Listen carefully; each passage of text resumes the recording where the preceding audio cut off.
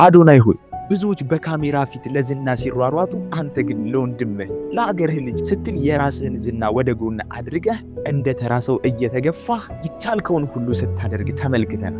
ብዙዎች ትልቅ ስም ሲኖራቸው ክብራቸውን እንደ መስታወት እንዳይሰበርባቸው እየሰጉ በሚኖሩበት ሰዓት፣ አንተ ግን ለሀገርህ ልጅ ስኬት ስትል ዝናህን አሳልፈህ ሰጠህ። ካሜራው ያነጣጠረው ስፒድ ላይ ቢሆንም የብዙዎቻችን አይን ያረፈው ግን ባንተ ላይ ነበር። አዶኒ ያንን ስፒድን የሚመስል ወጣት ከኢንተርናሽናል መድረክ ጋር ለማገናኘት ስትታገል፣ በጋርዶች ስትገፋ፣ እንደ ተራ ሰው ስትገላመጥ፣ አንተ ግን አልተቆጣህም፣ አልተቀየምክም። ምክንያቱም ያንተ ዓላማ በዛን ሰዓት የግል ዝና ሳይሆን የወንድም ስኬት ነበር። ቋንቋ ለማይችለው ወንድምህ ቃል በቃል እየተረጎምክ አፍ ስትሆነው ተመለከትን። እንደ ታላቅ ወንድም ከኋላው ሆነ ስትደግፈው፣ እንደዚህ አድርግ ስትለው ተመለከትን።